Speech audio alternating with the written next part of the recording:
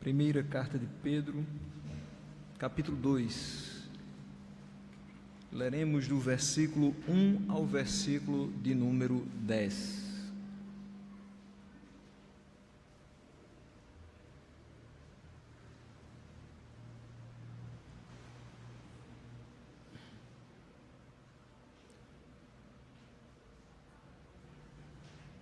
Todos já estão de posse do texto? Acompanhe-nos na leitura. Despojando-vos, portanto, de toda maldade e dolo, de hipocrisias e invejas e de toda sorte de maledicências, desejai ardentemente, como crianças recém-nascidas, o genuíno leite espiritual, para que por ele vos seja dado crescimento para a salvação.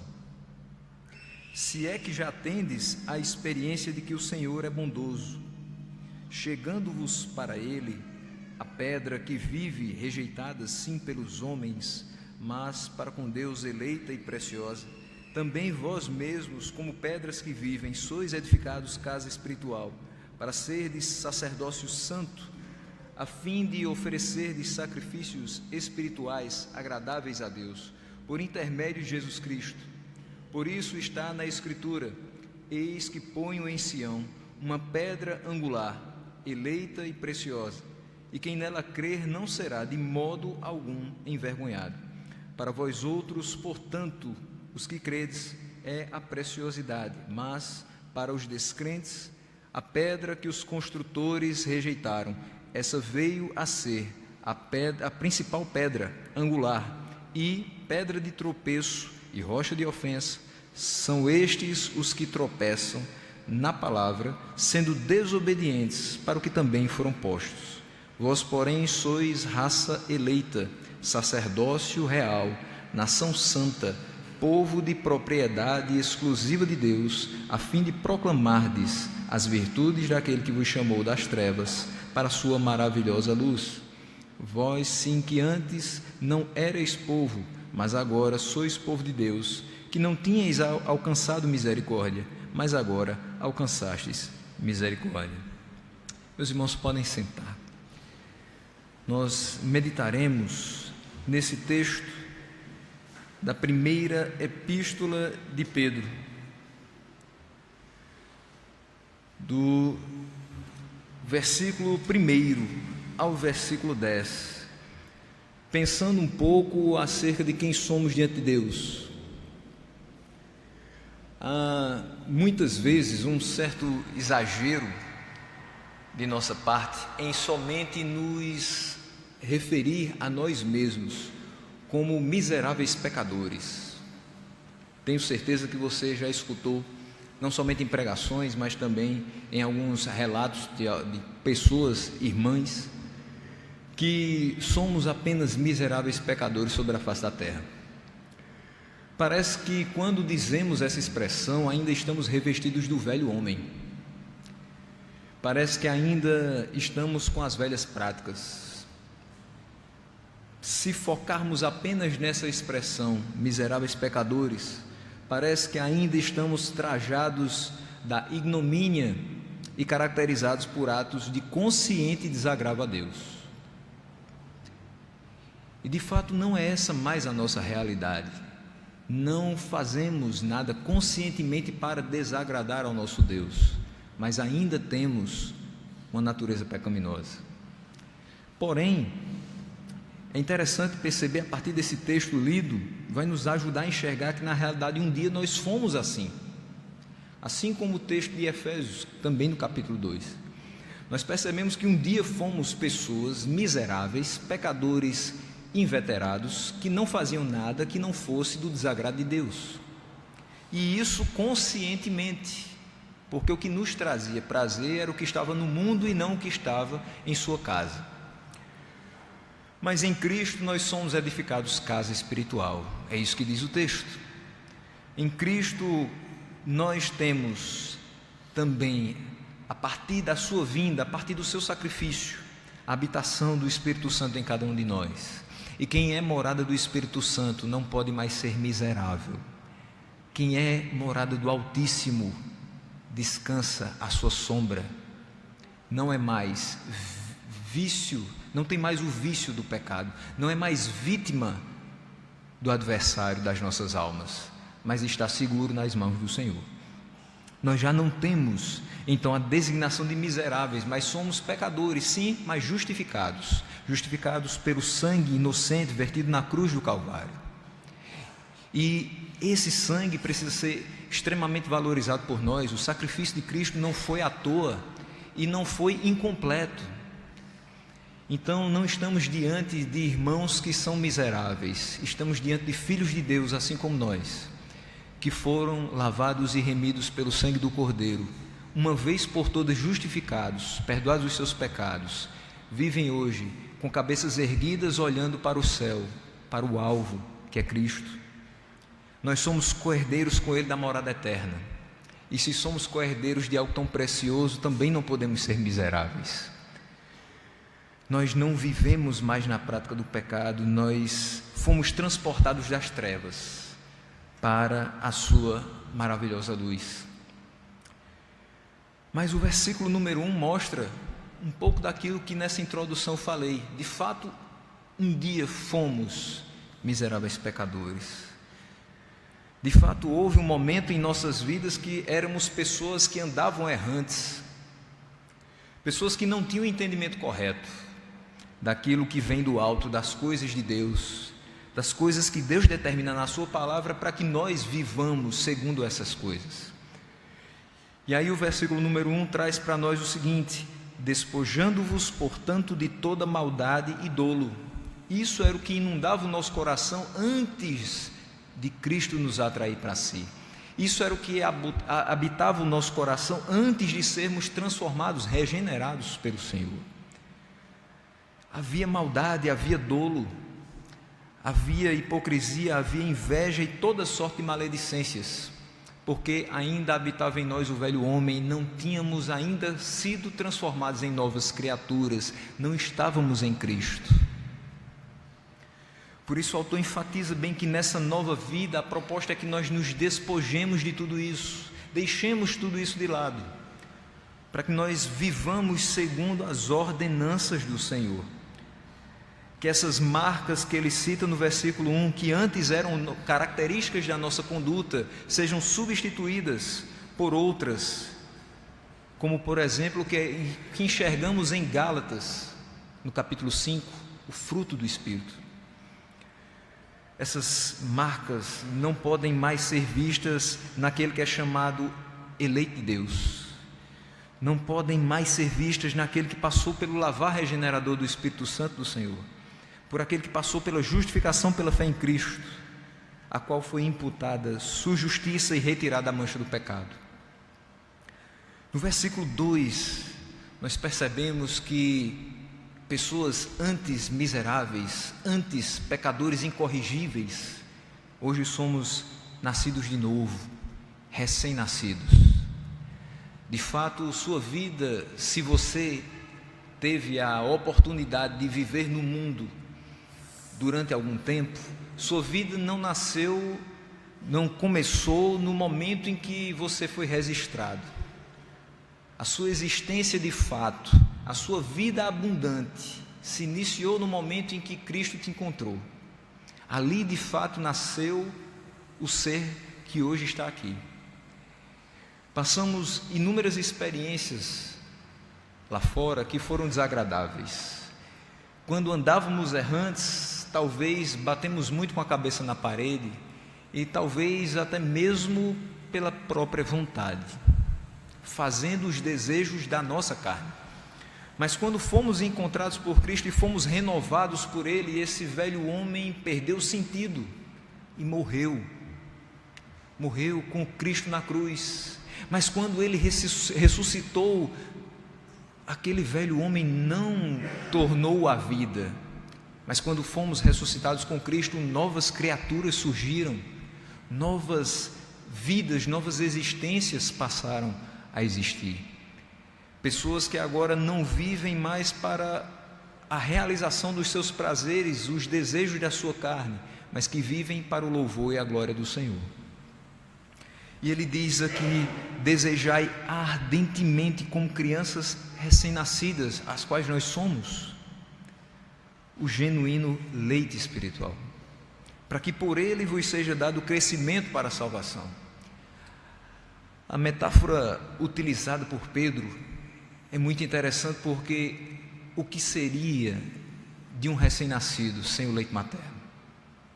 O que seria de um recém-nascido sem o alimento que o deixa mais propício a enfrentar os desafios dos próximos meses, onde ele está começando a ver a luz, onde ele está começando a perceber as dificuldades que terá enquanto não tiver formação completa? É nos braços da mãe, nos braços do pai, e é com aquele leite que é dado por Deus através de sua mãe que ele começa a sua vida pronto para enfrentar todas as intempéries que vierem após aqueles primeiros dias. É justamente com o genuíno leite espiritual e nos braços do nosso Pai Celestial que nós nos enxergamos não somente renovados, mas fortalecidos para todo e qualquer desafio que seja colocado à nossa frente, seja ele pessoal, profissional e mesmo espiritual.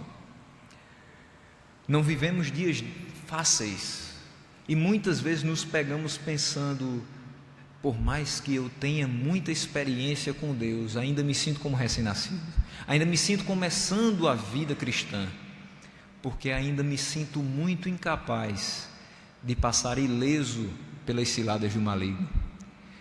Daí a grande necessidade de sempre voltar ao genuíno leite espiritual, que quando Pedro fala isso, não está dizendo que nós somos completamente imaturos e que não podemos receber alimento sólido, mas quer dizer que nós precisamos ser relembrados de antigas verdades, e que esse leite espiritual são as antigas verdades que muitas vezes deixamos de crer ou deixamos de lembrar por conta das circunstâncias da vida. Nós fomos renovados por Cristo, o velho homem e as suas concupiscências sumiram.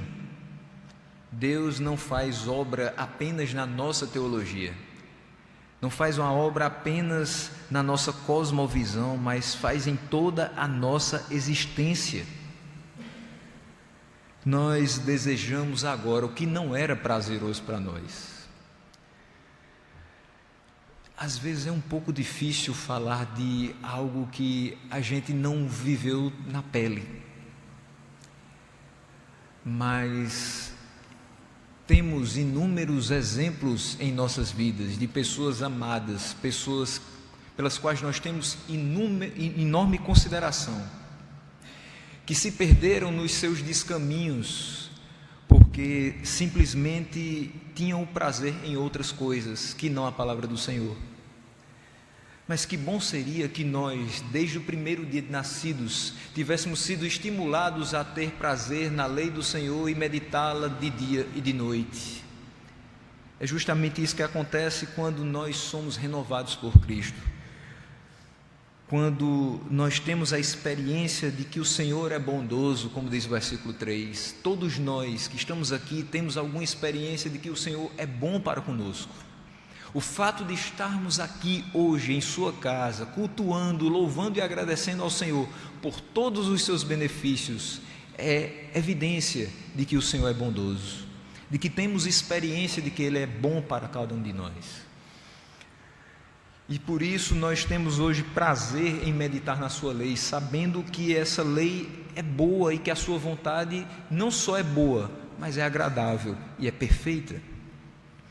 Ardentemente, com aquela chama do primeiro amor que inflama os nossos corações, nós ansiamos por esse leite espiritual. Nós sabemos que somos recém-nascidos para uma vida totalmente nova, uma vida em Cristo de santidade e devoção a Ele. Por isso nós precisamos crescer na sua graça e no seu conhecimento. Não basta fazer a devocional do dia, não basta ouvir uma palavra durante o dia, não basta vir aos domingos escutar a ministração manhã e noite, A palavra do Senhor precisa inundar o nosso coração. Não cresceremos na graça e no conhecimento até o dia em que o prazer das nossas almas seja a meditação da palavra de Deus. Dia após dia, nós vamos passando por todas as etapas do desenvolvimento de um ser que talvez hoje o seu estágio seja de ainda não ingerir alimento sólido, mas você tem sido nutrido através desse líquido precioso. Essa alimentação é necessária para a nossa salvação. É vital ouvir a palavra e crer que ela é a verdade. Primeira coisa que alguém precisa ter quando fala da palavra do Senhor é crer que ela é a verdade. Ninguém pode subir a um púlpito e dizer a palavra do Senhor é verdade se ele não crer no seu coração que ela de fato é verdade. E aqui não teria sentido de nos reunirmos em nome do Senhor e meditarmos em sua palavra se não crêssemos que ela de fato é a verdade, que de fato é a verdade que nos transformou, é a verdade que nos fez sair do império das trevas para o reino do Filho do seu amor. É vital ouvir a palavra de Deus, crer que ela é a verdade, a fim de que sejamos salvos. As pessoas não são convertidas do nada. Ninguém acorda um belo dia e diz: hoje decidi ser crente, hoje decidi me mudar para a igreja evangélica, hoje decidi ser uma nova criatura, hoje decidi ter nova conduta, decidi abandonar todas as minhas práticas e agora serei uma pessoa completamente santa. Pessoas são convertidas pelo Espírito Santo, de uma vida de pecado para uma vida de bênçãos espirituais e alegria nos braços do Senhor. Mesmo em meio às tribulações, mesmo em meio a todas as nossas dificuldades, temos a certeza que Deus é bondoso, temos a certeza que Ele está conosco, temos a certeza de que Ele será conosco até o fim dos tempos. Isso nos conforta e isso nos dá a certeza de que esse crescimento não para por aqui. Sua palavra é inesgotável, esse crescimento também será até o último dia de nossas vidas, até o momento que fecharmos os olhos e dermos o último suspiro. Ainda necessitaremos da sua graça e precisaremos crescer no conhecimento da sua palavra. Pessoas convertidas têm experiências de que Deus é bondoso e isso as fortalece a caminhar um pouco mais. É bem verdade que temos momentos em que somos meio que imprensados pelas circunstâncias de nossas vidas. Existem momentos em que talvez o nó na garganta seja tão forte que nenhuma oração pode sair. Mas é nesses momentos em que lembramos a bondade do Senhor, que lembramos a misericórdia do Senhor, a sua longanimidade, e percebemos que tudo isso nos dá forças para caminhar muito mais, 1 légua a mais, 2 léguas a mais, o quanto tempo for necessário para que a nossa vida seja para a glória do Senhor. Nós somos hoje pessoas que reconhecem o senhorio do Senhor e que se firmaram nele. O versículo 4 diz: chegando-vos para ele a pedra que vive, rejeitada sim pelos homens, mas para com Deus eleita e preciosa. Também vós mesmos, como pedras que vivem, sois edificados casa espiritual, para ser de sacerdócio santo, a fim de oferecer de sacrifícios espirituais agradáveis a Deus, por intermédio de Jesus Cristo. Por isso está na Escritura: eis que ponho em Sião uma pedra angular, eleita e preciosa, e quem nela crer não será de modo algum envergonhado. Para vós outros, portanto, os que credes, é a preciosidade, mas para os descrentes, a pedra que os construtores rejeitaram, essa veio a ser a principal pedra angular, e pedra de tropeço, rocha de ofensa. São estes os que tropeçam na palavra, sendo desobedientes para o que também foram postos. Nós chegamos a Ele como Redentor e Salvador das nossas vidas, essa pedra eleita e preciosa, que foi rejeitada pelos construtores, mas que para nós é a maior preciosidade que temos. Se tudo perdermos hoje, mas não perdemos a fé no Senhor Jesus Cristo, não perdemos absolutamente nada. Nos momentos em que estivemos nas últimas semanas recebendo águas abundantes na nossa cidade, bem lembrou o nosso pastor em uma de suas ministrações que deveríamos ter lembrado que nunca mais a terra será destruída pelas águas, e não ficar atemorizados ao extremo a ponto de não sair das nossas casas com medo de que o mundo fosse acabar novamente. Se percebêssemos a preciosidade de Deus nas nossas vidas, saberíamos que mesmo que a enchente levasse nossos móveis, estragasse a feira que acabamos de fazer e fizesse com que nós ficássemos ilhados, ainda assim teríamos a quem recorrer. Ainda assim poderíamos levantar as mãos para os céus e dizer: Senhor, muito obrigado por essa água. Ela pode ter destruído tudo que eu tenho, mas ela não destruiu a minha fé. Nós, meus irmãos, somos atraídos pela graça irresistível do Senhor. Mesmo não querendo o nosso coração, ele foi quebrado, refeito, para que ouvisse, atentasse para a palavra do Senhor. Nós somos chamados pelo nome com amor incomparável. Como diz o profeta Isaías: eu te chamo pelo teu nome. Nós somos conhecidos de Deus e Ele conhecemos também quando nos firmamos em Sua palavra, quando confiamos no Seu poder. A Ele conhecemos, dele temos experiência, da Sua bondade, do Seu amor, da Sua misericórdia. Aquele por muitos é rejeitado como sendo fruto da mente humana. Quantas vezes escutamos: é a imaginação do homem que criou Deus. Será que seríamos tão inteligentes a ponto de pensar naquele que pensou em tudo? Será que seríamos tão capazes a ponto de formatar algo que é de fato divino? O ser humano é muito limitado na sua capacidade. Nunca pensaria em alguém que se entregou espontaneamente para que você tivesse vida. Até porque qualquer religião que nós formos estudar, e isso temos feito durante as escolas bíblicas dominicais, percebemos que elas pregam que você deve ir até a divindade e fazer algo para convencê-la do seu merecimento de amor, de compreensão, de benesses. Isso não aconteceu com cada um de nós. Nós não éramos merecedores, éramos sim miseráveis pecadores, mas Ele olhou para nós com seu olhar de misericórdia. Mas Ele nos escolheu antes da fundação do mundo, e Ele nos trata como a filhos.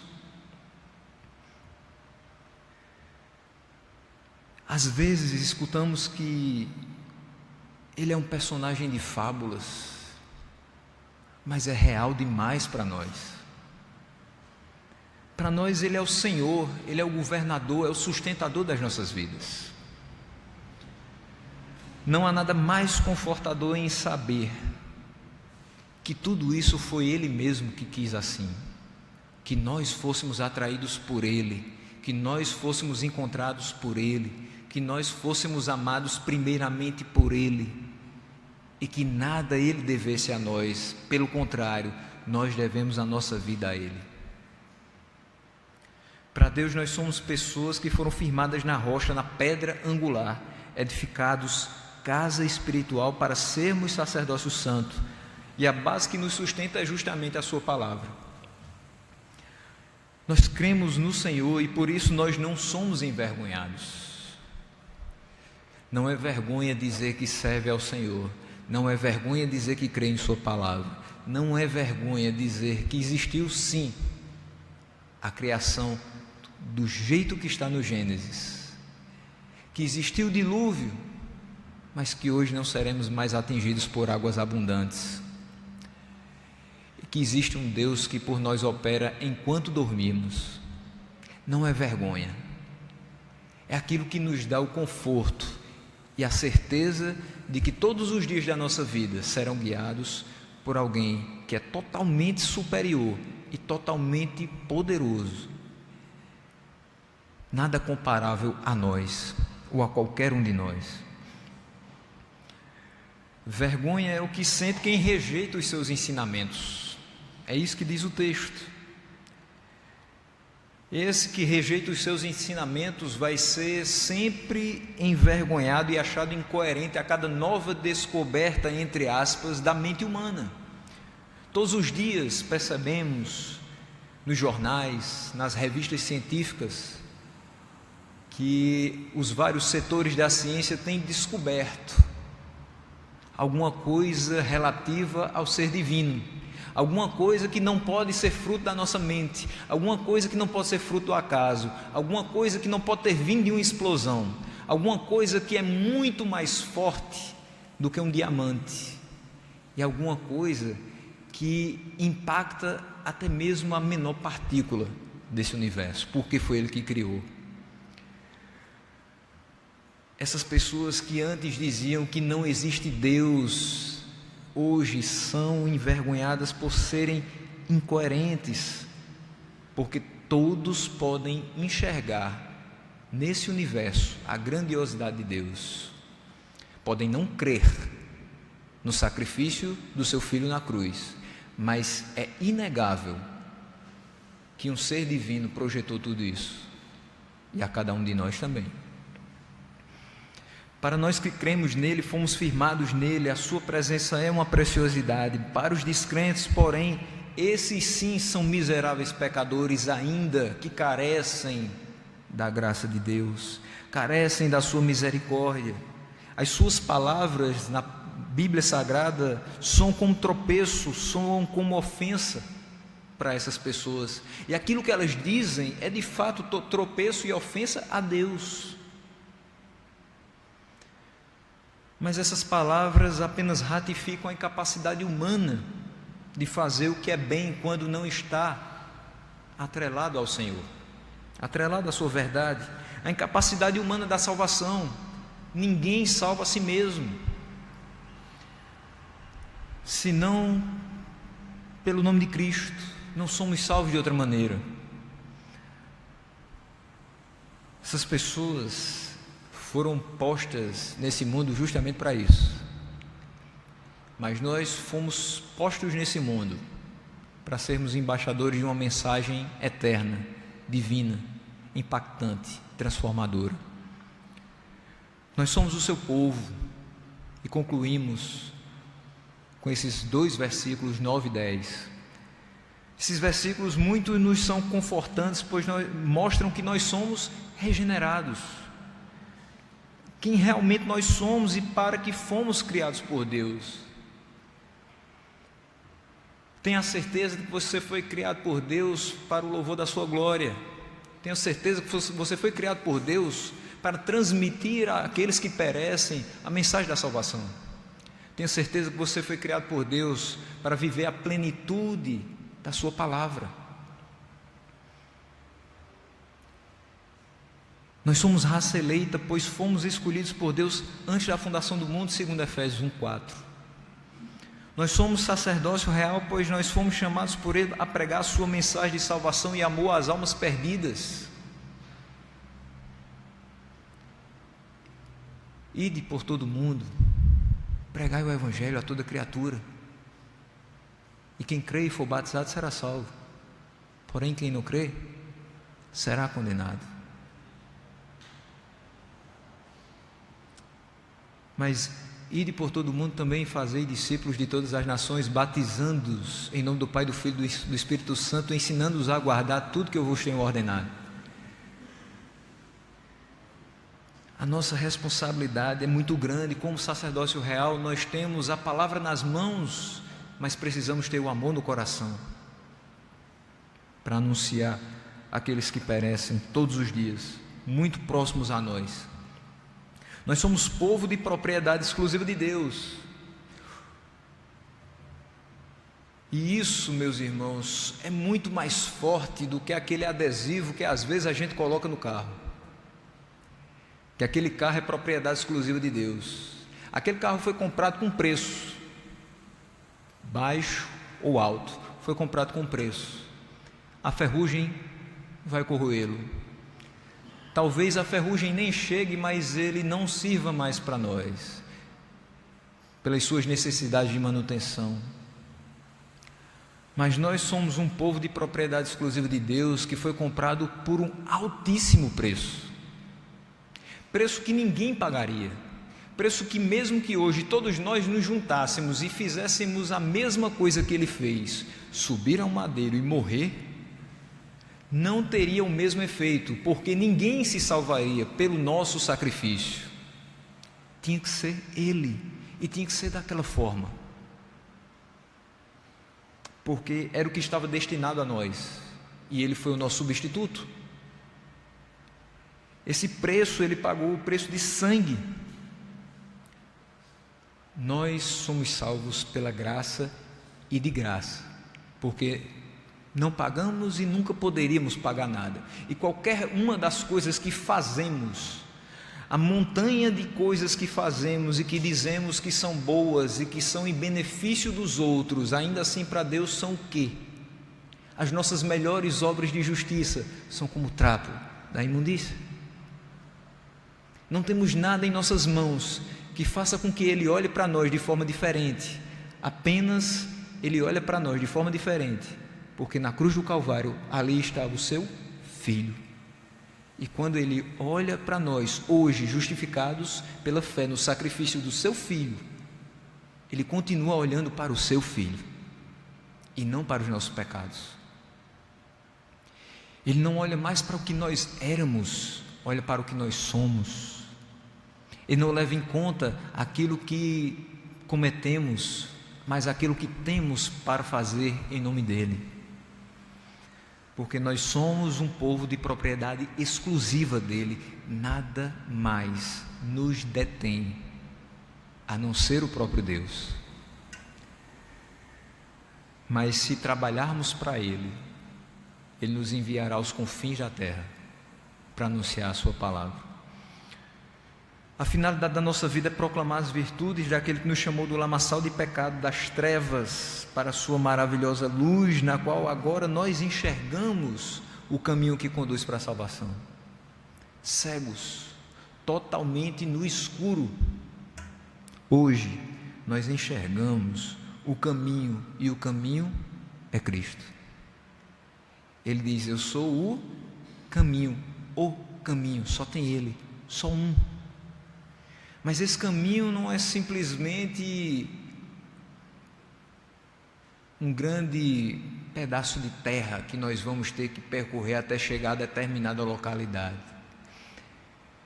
Esse caminho envolve verdade. Ele é o caminho e é a verdade. Aquele que passa por esse caminho tem que viver na verdade. E vivendo na verdade, isso nos dará vida, porque Ele também é vida. É assim que está lá em João 14,6. Quando falamos em povo, percebemos que povo é o conjunto de indivíduos que ocupam um território determinado e que formam uma unidade política, com leis próprias e sob a direção do mesmo poder. Antes nós andávamos errantes, como nós vimos no início. Nós não tínhamos território, de forma alguma. Nós vivíamos sem governo, como quem não tem lei. Agora nós somos o povo de Deus que habita a terra temporariamente, mas somos cidadãos dos céus. Nós somos governados pelo Deus Todo-Poderoso, com base nas leis estabelecidas pela sua palavra, a qual não é nada além da verdade. Que nós propaguemos essa mensagem, que nós vivamos essa mensagem, de modo que nos sintamos povo de Deus, que essa pecha de miserável pecador não nos atinja, porque agora somos povo de propriedade exclusiva do Senhor,